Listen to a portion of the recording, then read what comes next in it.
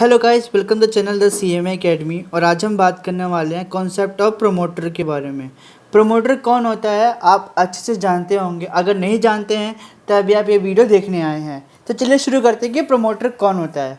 Promoter का मतलब ये है कि वह व्यक्ति जिसके दिमाग में ये आता है कि हमें कंपनी चलाना है।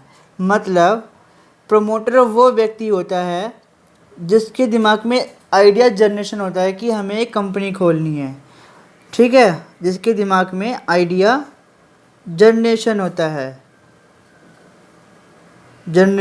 है कि हमें एक कंपनी चलानी है। ठीक है, ये होता है प्रमोटर।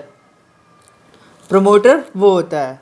अब आता है कि प्रमोटर के कुछ बारे में पढ़ते हैं कि भाई प्रमोटर होता है, ठीक है, हम मान गए कि प्रमोटर वो होता है जिसके दिमाग में ये आता है कि हम एक कंपनी खोलनी है। ठीक है, तो हम यहाँ पे क्या पढ़ेंगे, हम पढ़ेंगे कि प्रमोटर की मीनिंग क्या है, फिर उसके बाद प्रमोटर की कंपनी कैसे इनकॉर्पोरेशन होती है, जो प्रमोटर होता है वो कंपनी कैसे इनकॉर्पोरेट करता है, फिर प्रमोटर का पोजीशन क्या होता है, लायबिलिटी क्या होती है प्रमोटर की, ठीक है, राइट ऑफ प्रमोटर क्या है, और रिसीव रेमुनरेशन क्या प्रमोटर रेमुनरेशन रिसीव करता है, ये हमें आज ये जानना है। पहले क्या जानना है, प्रमोटर की मीनिंग, इनकॉर्पोरेशन, प्रमोटर की पोजीशन क्या है कंपनी में, प्रमोटर की लायबिलिटी क्या है कंपनी में, और राइट ऑफ प्रमोटर क्या है टू रिसीव रेमुनरेशन। क्या प्रमोटर को रेमुनरेशन रिसीव होगा, ये हमें जानना है। ये 5 इंपॉर्टेंट जो पॉइंट है बहुत इंपॉर्टेंट है प्रमोटर के पॉइंट ऑफ व्यू से।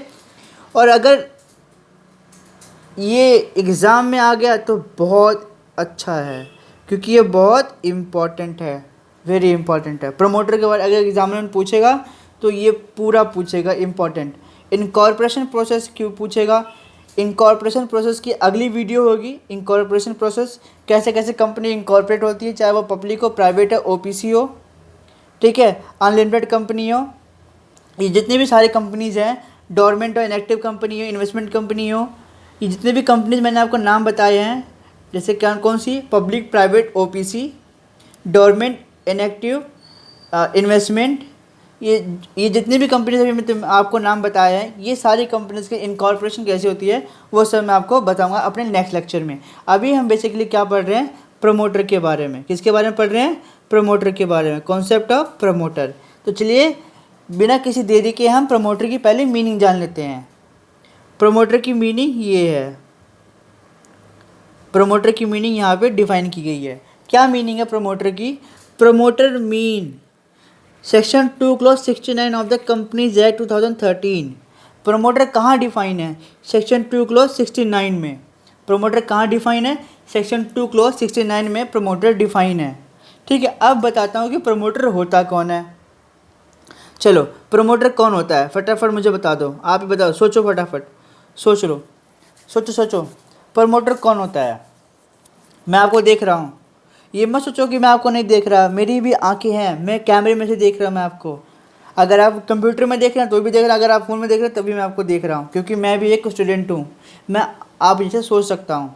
ठीक है, तो फटाफट बताओ आप क्या सोच रहे हो, क्या सोचा आपने, प्रमोटर कौन होता है, who is the promoter, promoter कौन होता है बताया। अगर जिसको भी समझ में आ गया प्रमोटर कौन होता है, फटाफट कमेंट में लिख के बताओ कि हाँ सर मुझे पता चल गया, हाँ सर मुझे पता चल गया, यस लिख के बता दो। ठीक है, मैं क्वेश्चन छोड़ दूँगा कमेंट में, आप मुझे बताना कि प्रमोटर कौन होता है। ठीक, तो चलिए हम जानते हैं प्रमोटर कौन होता है। फर्स्ट पॉइंट क्या बोलता है कि who has named as such in a prospectus और is identified by the company in the as a share holder refer to section 92। Promoter वह व्यक्ति है जिसका प्रोस्पेक्टस में नाम है, जिसका कहाँ पे नाम है, named as such in a prospectus, वो प्रोमोटर कहलाता है, और is identified by the company in the as a share holder and refer to 1962। अब 1962 क्या है वो मैं आपको बाद में बताऊंगा, पहले यहाँ पे आते हैं कि section 2 clause 69 of the companies act 2013 बोलता है कि प्रमोटर कौन है। प्रमोटर वह व्यक्ति है जिसका नाम प्रोस्पेक्टस में शो करता है और जिसको कंपनी आइडेंटिफाई करती है, कौन, शेयर होल्डर से आइडेंटिफाई करता है कि ये प्रमोटर है। ठीक है, कहाँ पे डिफाइन है? सेक्शन 2 क्लॉज 69 में प्रमोटर। और सेक्शन कौन सा रेफर करता है? ये शेयर होल्डर वाला, ये सेक्शन रेफर करता है 92 वाला। समझ में आया? बहुत बढ़िया। अब आगे बढ़ते हैं कि अगला पॉइंट क्या है। अब ये जो बच्चा दिख रहा है ना, ये कम समझो, ये प्रमोटर है XYZ लिमिटेड का। बहुत होनहार बच्चा है ये, इसने अपनी इतनी छोटी सी उम्र में अपना कंपनी खोल दिया। नाम क्या है इसका? रामलाल। नाम क्या है इसका? रामलाल। ये बच्चा जो है इसका नाम है रामलाल। रामलाल नाम पे मत जाओ, इसके हुनर पे जाओ। इसने इतनी छोटी सी उम्र में कंपनी खोल ली। ठीक है, तो आते हैं कि सेकंड पॉइंट क्या है। Who has control over the affair of the company directly और indirectly, whether as a share holder, director, otherwise. अब दूसरा पॉइंट क्या बोलता है? जिसका पूरा कंट्रोल होता है कंपनी पे, चाहे वो डायरेक्टली हो चाहे वो इनडायरेक्टली हो, whether as share holder, director या अदरवाइज कोई सा भी हो। क्या बोला अभी मैंने?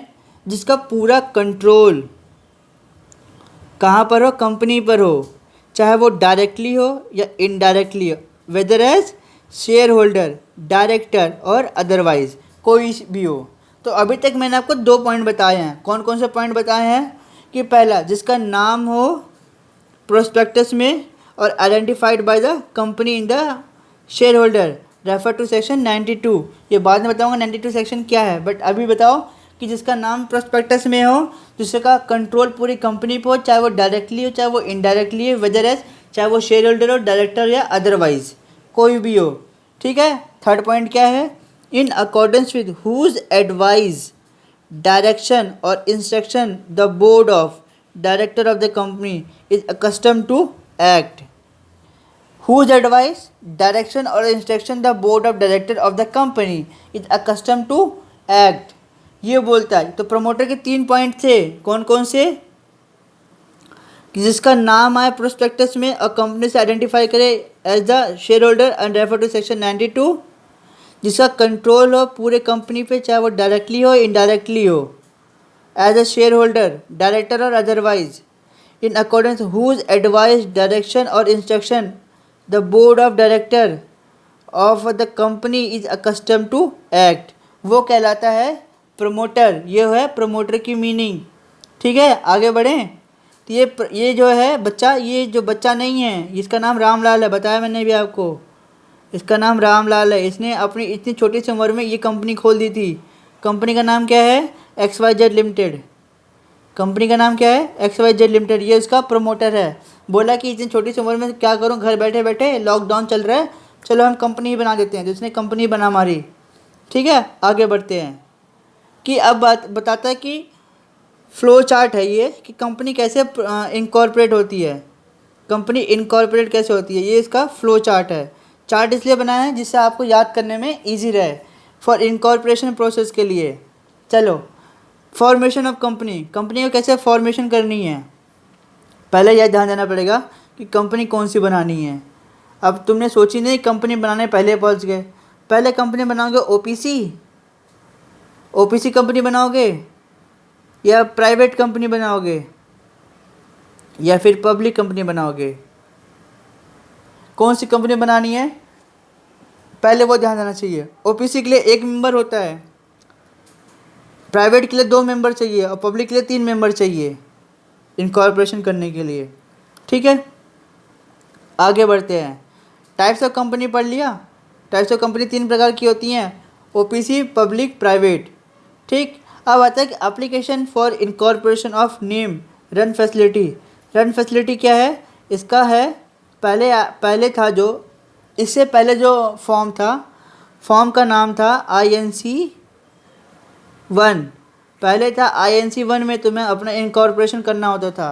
INC 1 में तुम्हें अपने नाम का नेम एप्लीकेबिलिटी चाहिए थी ना किसी कंपनी के। मान लो मेरी कंपनी है XYZ लिमिटेड, वो मैंने सोचा है कि मेरी कंपनी का नाम XYZ लिमिटेड होना चाहिए। अब क्या है कि मुझे ना ये नाम जो है ROC को सबमिट करना है, साथ ही साथ MCA ministry of corporate affairs को भी बताना है कि भाई साहब मैंने एक कंपनी खोली है XYZ नाम की, मतलब मैं भी खोलना चाहता हूँ, इनकॉर्पोरेट करना चाहता हूँ, रजिस्टर्ड करना चाहता हूँ, तो ये मेरी कंपनी का नाम है XYZ लिमिटेड। ठीक है, जो कंपनी का नाम रखना है, Ramlal limited, Murari Lal limited, private limited, या ओपीसी का कोई कंपनी है तो 1% कंपनी जो भी बनाओगे आप उस नाम से आपको बनाना पड़ेगा। तो पहले था INC 1, फॉर्म नंबर INC 1 था, इसको अमेंड करके यहाँ पे आ गया run facility, reserve unique number, reserve unique name, reserve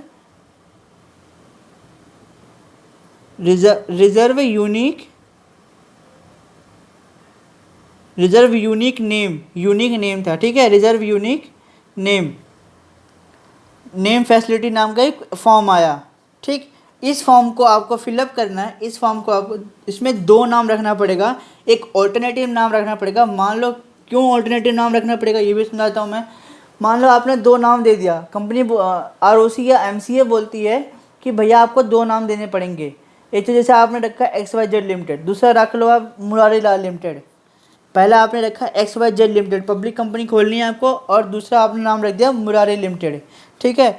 अब 2 नाम इसे रखवाती है। मान लो जो XYZ लिमिटेड है, ऐसी किसी दूसरी कंपनी होगी जो इस नाम से रजिस्टर्ड होगी, या किसी सुपरस्टार या किसी दूसरी कंपनी जिसका ब्रांड पहले से चल रहा है। इस कंपनी जो पहला वाला नाम था XYZ लिमिटेड जो कंपनी है, इसे पहले दूसरे किसी का नाम रजिस्टर्ड है कंपनी में, तो ये नाम काट दिया जाएगा। दूसरा जो नाम है मुरारी लाल लिमिटेड, वो उसकी जगह रख दिया जाएगा। इसलिए यहाँ पे 2 नाम लिया जाता है, ठीक है। आई होप बहुत अच्छे से समझ गए होंगे आप। फिर आता है कि फॉर इनकॉर्पोरेशन स्पाइस 32, ये फॉर्म है, ये इनकॉर्पोरेशन का फॉर्म है। ये जो फॉर्म था ये नेम एप्लीकेबिलिटी का था। ये किसके लिए था? नेम एप्लीकेबिलिटी के लिए ये फॉर्म था। ये जो है ये इनकॉर्पोरेशन के लिए फॉर्म है। स्पाइस जो फॉर्म है ये नेम इनकॉर्पोरेशन का फॉर्म है, सॉरी ये कंपनी का रजिस्ट्रेशन का फॉर्म है, कंपनी के रजिस्ट्रेशन का फॉर्म है स्पाइस 32 जो है इसमें सब कुछ लिखा हुआ होता है। अगर आप MCA की साइट पर जाओगे या फिर गूगल करोगे कि स्पाइस 32 के बारे में बताइए, स्पाइस 32 के बारे में, या लिखिए स्पाइस 32 फॉर्म नंबर स्पाइस 32, तो वहाँ पे आपको पूरा PDF आ जाएगा स्पाइस का। तो उसमें नाम, डायरेक्टर का नाम, एड्रेस, सब कुछ भर देना आपको, पैन वैन सब कुछ, पैन टैन ये सब आपको वहाँ पे भर देना है। क्योंकि अब गवर्नमेंट क्या करी, गवर्नमेंट चाहती थी कि कंपनी को बहुत सारे कंप्लायंसेस करने होते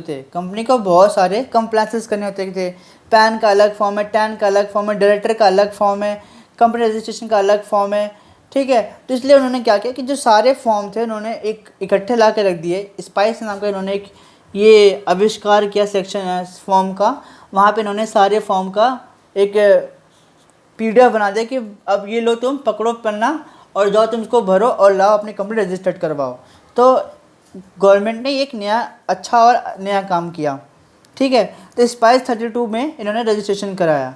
फिर क्या हुआ, जब डिक्लेरेशन देना पड़ेगा हमें बाय प्रोफेशन, किसी भी प्रोफेशन से, चाहे वो एडवोकेट हो, चाहे CH हो, चाहे CMA हो, चाहे वो CA हो, ये चारों प्रोफेशन में से किसी को भी तुम्हें ये डिक्लेरेशन देना पड़ेगा कि हमारी कंपनी एकदम सही है, सारे लीगल डॉक्यूमेंट वो दिखा रही है, सारे लीगल डॉक्यूमेंट सही हैं इसके, और हम एक जेन्युइन कंपनी बनाना चाहते हैं, जेन्युइन कंपनी, ठीक है।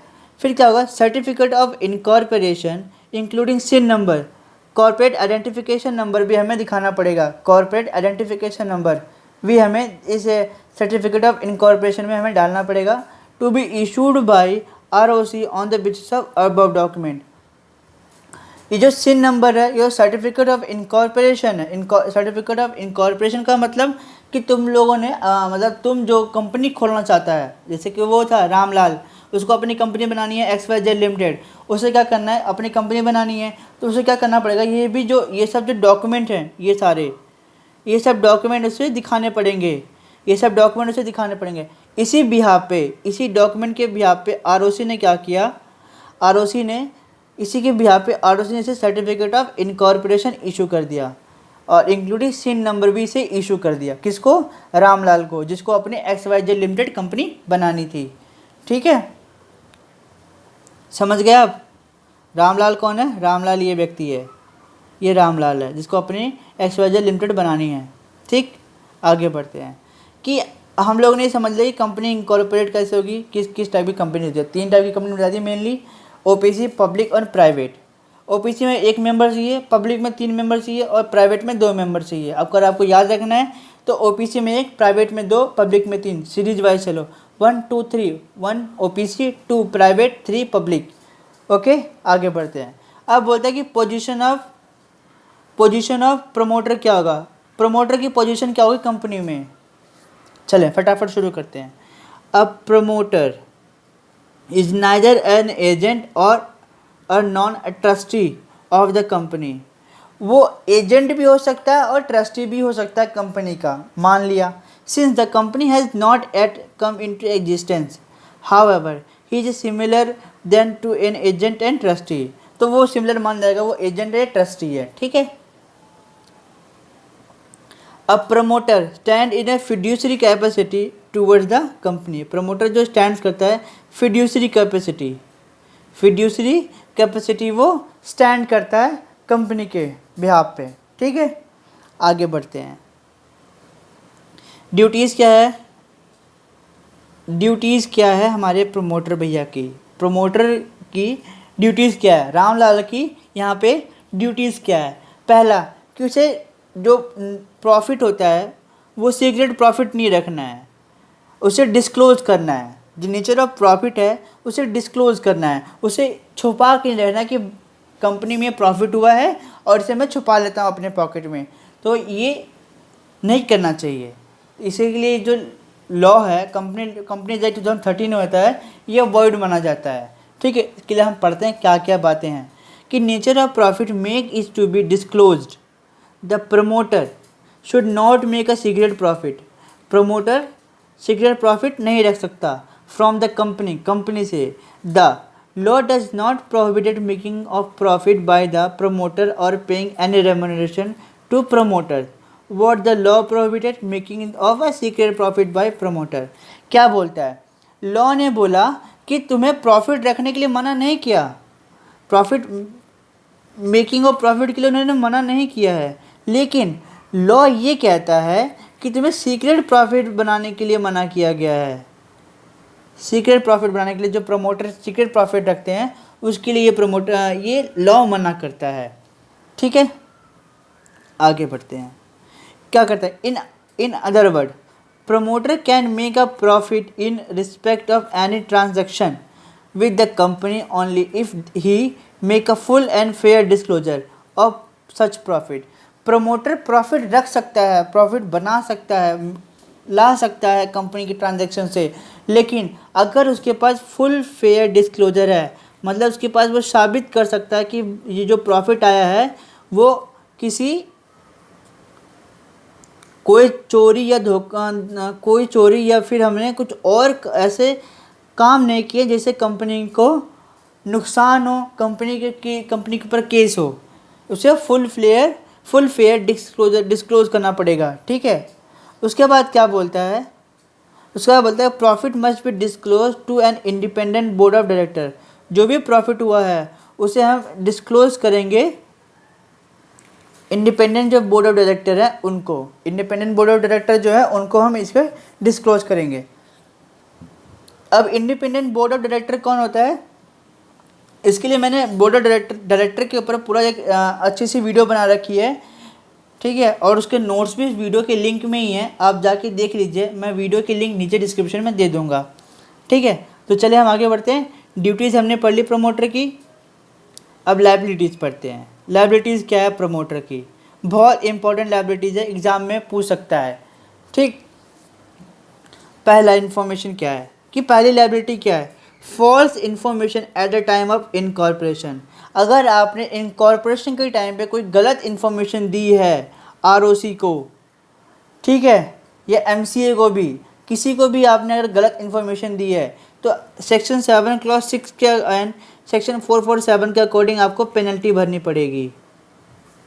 पेनल्टी कितनी थी, पेनल्टी थी 2 लाख और 10 करोड़ के आसपास, और जेल रहती थी 6 महीने या 3 साल, कंफर्म नहीं हूँ, बट ये लेक्चर मैंने डाल रखा है, आप वहाँ जाके देख सकते हैं, ठीक है। पेनल्टी हो सकती है, बस आप इतना ध्यान दीजिए, पेनल्टी लग सकती है आपको, सेक्शन 447 बोलता है ये पेनल्टी के बारे में, ठीक।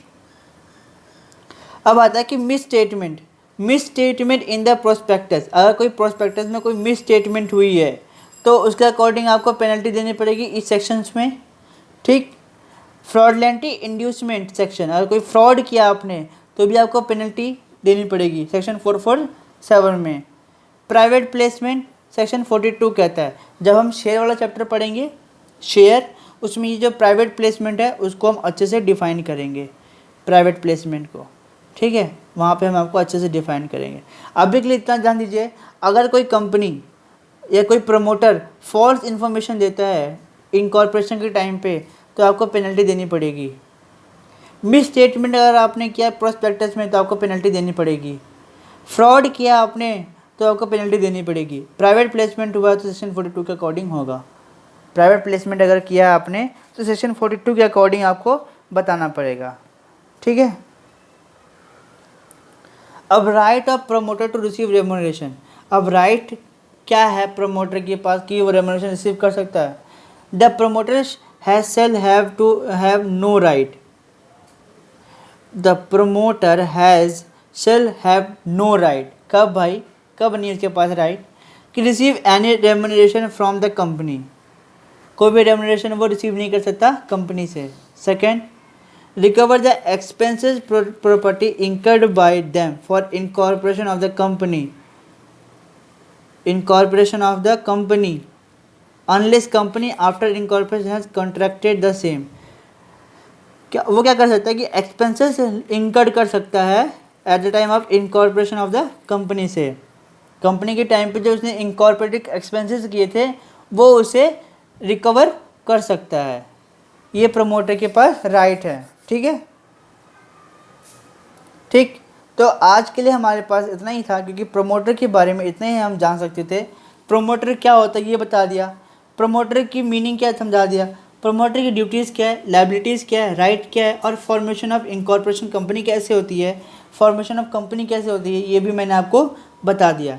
अब आपको क्या करना है, एक बार सिर्फ आपको ये बुक रीड करनी है। अगर आपने बुक अच्छे से पढ़ ली और ये वीडियो की पूरी वीडियो आपने देख ली तो आपको पता चल जाएगा कि हम अपने 60+ टच कर सकते हैं। लॉ में बता रहा हूँ मैं, 60 से ज़्यादा आप ला सकते हो इस वीडियो को देख के आराम से। लॉ में आप अपने 60 नंबर से ज़्यादा 60+ आप आराम से ला सकते हो। अगर कोई बच्चा पूरी वीडियो की सीरीज देखते हुए आ रहा है तो आप वहाँ पे 80+ आराम से क्रॉस कर जाओगे, क्योंकि जो कंपनी लॉ की मैं आपको वीडियो बना के दे रहा हूँ वो क्रक्स बना के दे रहा हूँ, जिससे कि आपको अगर एग्ज़ाम में आप ये पूरी वीडियो एक बार देख लेते हो तो आपको पूरी लॉ समझ में आ जाएगी, ठीक है। कि पेपर इसके बारे में मैं कुछ, इसके बाद मैं आपको कुछ एग्ज़ाम के कुछ हफ्ते 2 हफ्ते पहले, एग्ज़ाम से कुछ पहले मैं आपको एक वीडियो डालूंगा जिससे कि आपको ये पता चल जाए कि एग्ज़ाम में लिखते कैसे हैं, एग्ज़ाम के क्वेश्चन अटैम्प्ट कैसे करते हैं, ठीक है। ये मैं आपको एग्ज़ाम से पहले आपको ये बता के दूंगा, आपको प्रिपेयर अच्छे से करा के भेजूँगा, जिससे आप कोई हेजिटेशन महसूस ना करिए एग्ज़ाम में। और बस इतना ही है। चलिए, अगर आपको वीडियो अच्छी लगी हो तो प्लीज़ सब्सक्राइब कीजिए चैनल को और शेयर कीजिए जिनके पास ये वीडियो की लिंक नहीं पहुंची है। और साथ ही साथ हम चाहते हैं कि ये हमारे जो मेंबर हैं 1000+ हो, तो प्लीज़ सपोर्ट कीजिए हमारे चैनल को। और बस थैंक यू सो मच।